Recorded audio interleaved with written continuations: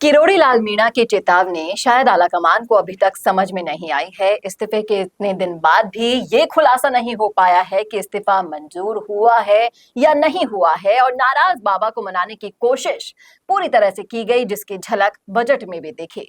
तो किस तरीके से बाबा ने चेतावनी दी है और आलाकमान को क्यों अभी तक वो चेतावनी समझ में नहीं आई है, करेंगे इसी मुद्दे पर चर्चा इस वीडियो में, इसलिए बने रहेगा आखिर तक हमारे साथ। नमस्कार, मैं हूं चेतना शर्मा। आपने देखना शुरू कर दिया है संवाद भारत का, भारत के लिए, और इस मुद्दे पर बातचीत करने के लिए मेरे साथ मौजूद है editor in chief Varun Bhansali ji. Varun sir, मैं आपसे जानना चाहूंगी कि जिस तरीके से अभी बीजेपी के अंदर फैसले लिए जा रहे हैं, फिर वो चाहे से राजेंद्र राठौड़ को लेकर हो या फिर हो सतीश पूनिया को, उन सबको कहीं ना कहीं राजस्थान की राजनीति से दूर करने की प्लानिंग की जा रही है। लेकिन किरोड़ी लाल मीणा को लेकर कुछ अभी तक स्पष्ट नहीं हुआ है। आप क्या समझते हैं इस चीज को लेकर? देखिए, किरोड़ी लाल मीणा को नाराज करना अफोर्ड नहीं कर सकती बीजेपी, ये बहुत ही क्लियर होना चाहिए। क्योंकि जहां एक तरफ बीजेपी का जो मूल वोटर था, जो राजपूत है, वो भी नाराज है बीजेपी से, जाट और दूसरी जातियां तो नाराज है ही।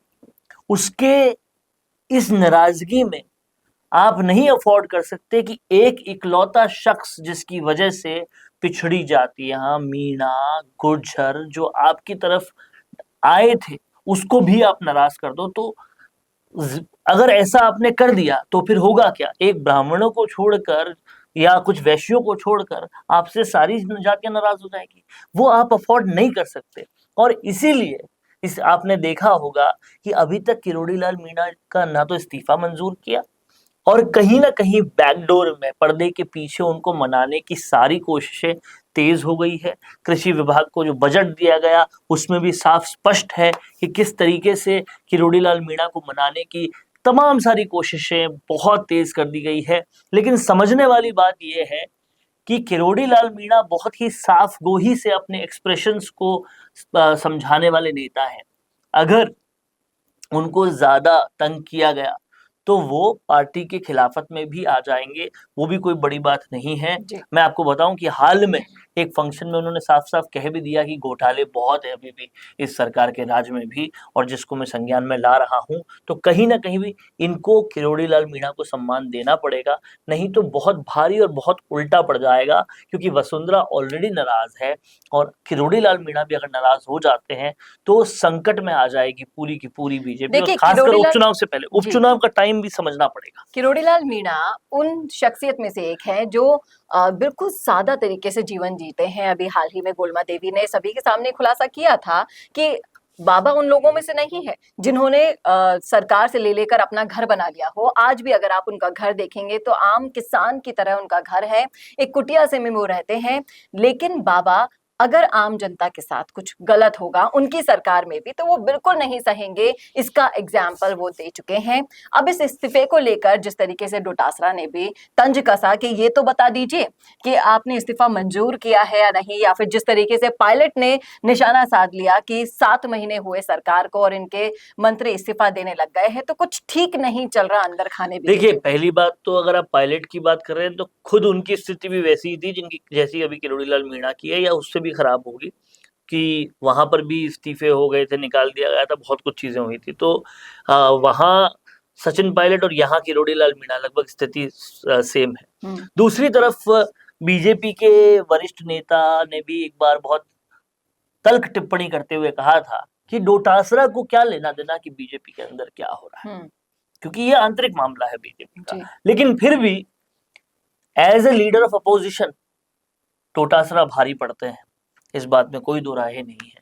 और अगर किरोड़ी लाल मीणा के रेजिग्नेशन पर बहुत ही जल्दी कोई स्पष्टता नहीं आई तो फिर डोटासरा और सिर चढ़कर विधानसभा में बीजेपी का घेराव करेंगे। ये समझना पड़ेगा बीजेपी को, और खासकर उपचुनाव से पहले ऐसे वातावरण को और बढ़ाना नहीं चाहिए, नहीं तो बीजेपी के लिए और घातक होगा, और सबसे ज्यादा घातक होगा नवनिर्वाचित मुख्यमंत्री के लिए।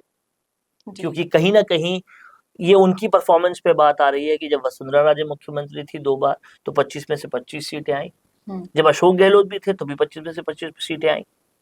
लेकिन अब परफॉर्मेंस का क्या हो गया? जी। क्योंकि जब अशोक गहलोत चीफ मिनिस्टर बने तो भी वसुंधरा राजे सक्रिय थी और इसलिए 25 में से 25 सीटें आई। अब क्या हो गया ये पूछा जा रहा है, तो सीधा सवाल उनकी परफॉर्मेंस पे आ रहा है। और अगर उपचुनाव में भी यही रिजल्ट रहता है तो भजन लाल शर्मा पर एक उंगली उठेगी, और वो उंगली ना उठे इसके लिए किरोड़ी लाल मीणा और वसुंधरा राजे दोनों का जो है खुश नाराजगी रहना दूर जरूरी। करनी होगी। और जिस तरीके से वसुंधरा राजे भी कटी कटी दिखाई दे रही हैं, कहीं आ रही जा रही नहीं है, उनकी नाराजगी को भी उपचुनाव से जोड़कर देखा जा रहा है। अगर वसुंधरा राजे उपचुनाव को देखते हुए सक्रिय नहीं हुई तो उसका भी खासा असर उपचुनावों के रिजल्ट पर देखने को मिलेगा।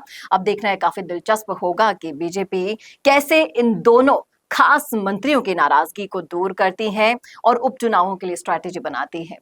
आप क्या सोच रहे हैं इस मुद्दे पर, जरूर लिखिएगा कमेंट बॉक्स में। कैसा लगा वीडियो, ये बताना ना भूलेगा। और ऐसे और वीडियोस के लिए देखते रहिए संवाद भारत का, भारत के लिए। नमस्कार। बड़ा पाव वाली दीदी बिग बॉस पहुंच गई। ये इन्फॉर्मेशन आपके कितने काम की है ये तो मुझे नहीं पता, लेकिन वीडियोस का यूज करके आपके सोशल मीडिया मार्केटिंग जरूर अपडेट हो सकती है। मिशी मीडिया सॉल्यूशंस आपको दे रहा है 40 से ज्यादा वीडियो एक्टर जो करेंगे आपके सोशल मीडिया को बूस्ट। ये इन्फॉर्मेशन ना आपके जरूर काम की है। इंटरनेशनल क्वालिटी स्टूडियोज में आपके एड्स होंगे शूट और साथ ही एक्सपर्ट एडिटर्स उन्हें करेंगे एडिट बहुत ही कॉस्ट इफेक्टिव प्राइसेस में। 35 से ज्यादा देशों के लिए हम काम कर चुके हैं, 5000 से ज्यादा वीडियोस बना चुके हैं।